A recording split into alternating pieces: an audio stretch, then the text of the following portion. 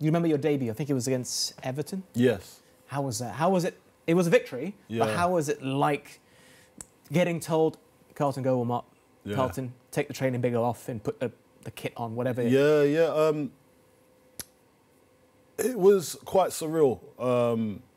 And when I say I didn't live in the moment, and it was just like, it just seemed like I was in autopilot when I look back now. Nothing ever fazed me.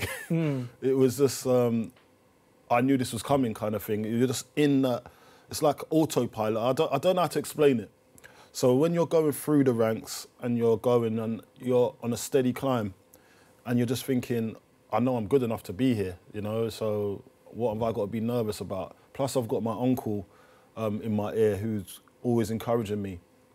And I think when I made my debut, that's when my mum started to take football seriously. Yeah. Thinking this could be actually an actual job for you. Yeah. So that's why it was quite weird. Like, I had no pressure at home.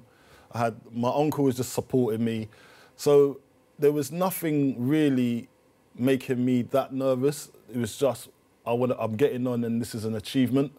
So this is the next part of my stage of me going into playing for a football club as big as Chelsea. So I didn't look at it as any pressure. I just felt this is a great achievement. And then when I was warming up because remember, during that whole time, I'd been being a ball boy. I'd been doing loads of games, doing the boots. So you're kind of programming yourself subconsciously to being a footballer. And so when I was warming up on the sideline, I was like, oh, this is great. There's loads of fans here. And they've all come to see me. Do you know what I'm trying to say? So it wasn't one of those things where I look at it and think I'm not supposed to be there at that time. It was only when it got to the later stages in my career is when I started to feel doubt, when things didn't go my way. So it was at that stage I was just flying, and I just took everything in my stride, and I felt I deserved to be there. And then coming on for Jimmy Floyd Hasselbank, it was like, yeah, I'm coming on for Chelsea's number 9. So they must think well of me, you know. And yeah, I came on, we won the game, and then the next game I started. It didn't take you long to score either. Was it Riverside? Yes. Against Borough? Yeah. So your first goal. Yeah. So I think obviously I was in the next week I was in the next squad to go up. So we travelled up, stayed in a hotel, and it was the first proper time that I travelled with the first team for a Premier League game. Remember, I'd done the pre-season with the first team, so that's why it was kind of the transition was quite easy for me to be around it, and that's why now I look at all the details on how to make a young player comfortable to try and make the transition into first team football, because there's a lot that goes into it behind the scenes, by the way, trying to get the mindset right so it's not overall awing for the player. So when I was called upon to start a game, I didn't know I was starting the game. I think it was Ida Johnson that fell injured in training in the warm-up. I think he was injured anyway, so there was kind of doubts about his fitness. So I was in the dressing room just chilling, had my Discman on. Yeah. Remember the Discmans? With the anti-skip technology? Actually, it was the mini disc. Oh, the mini disc. It was the mini disc. Mini disc only took off in Japan and the UK, but I had a mini disc. Really, yeah. So it was the mini disc I had. I remember it, and I was listening to my music, and then I just remember the kit man coming in and says, Coley, because the first team goes out, they do the warm-up, so the ones that are starting, and then the rest that's on the bench, they just chill out. But I knew I was on the bench. Some were in the stands, because there's always 2 extra that they take just in case, and they're in the stands. But I wasn't in the stands, I was on the bench. So I knew I'd maybe play some part of the game. So I was in that frame of mind, not knowing that Ida Johnson was going to go down injured in the game. Before the game? Before the game, during the warm-up. And I was like, and he says, oh, get stripped, you're going to start. I was like, what? Start? Now, starting a Premier League game at 18 years old,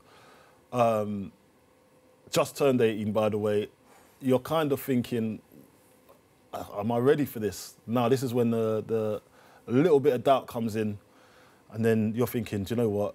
and I can't even make a phone call to my uncle that's by my side all the time. I say, oh, what do I do now? Yeah. Do you know what I mean? So I've got to go through all the processes that he's told me, got to recite everything that he said, and just take it a step at a time.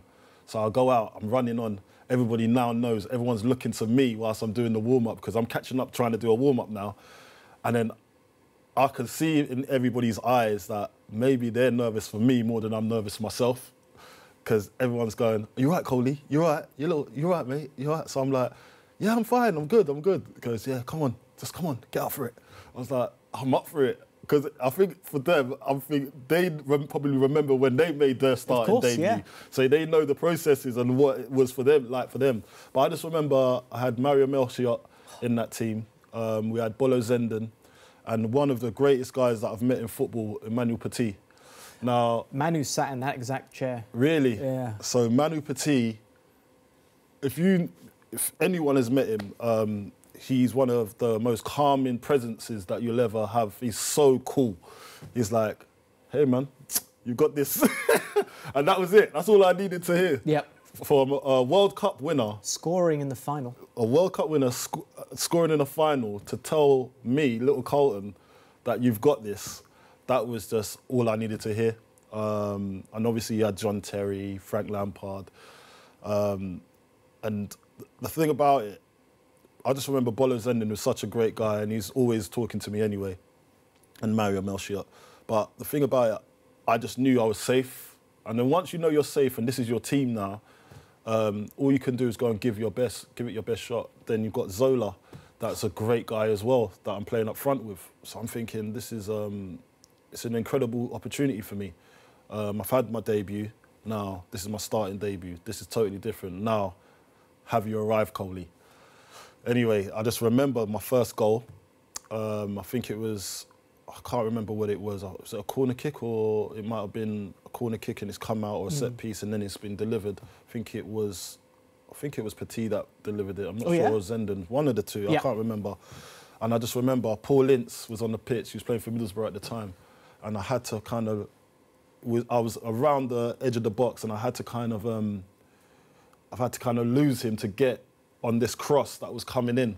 And I've got up, and I'm good at headering, but I've not practiced headering, but this was just a natural thing. And because when you've got that kind of feeling where you have to perform here, and you've got to be at your optimum, you've got to find it within yourself to make this count. So when I headed the ball, I went through my processes, I made sure I leapt, I got over the ball, and tried to guide it into because the ball was already coming quick. So all it needed was direction. So just like a glance kind of thing. And I've done it, and it's hit the crossbar and gone in. And I'm like, whoa, I've just scored a goal in the Premier League. It couldn't have happened. For Chelsea. For Chelsea Football Club. It couldn't have happened any sooner. Because like, people wait sometimes a half a season to score their first goal. So there's a lot of drought, like strikers go for a lot of goal droughts, like, but I've just hit it straight away, and I just couldn't believe it. So I've gone for, I don't know, I think our fans was on the other end of and they were roaring, and then I was going, oh my God, it's hair-raising stuff, man. When I look back at it, and I was just like, and then after that, after I'd scored, then I was relaxed, I was cool, and I had a hell of a game. I could have scored another goal as well. I had a brilliant game that game, and that's when I knew that, okay, I've got something here, and I can actually build on this and be a footballer.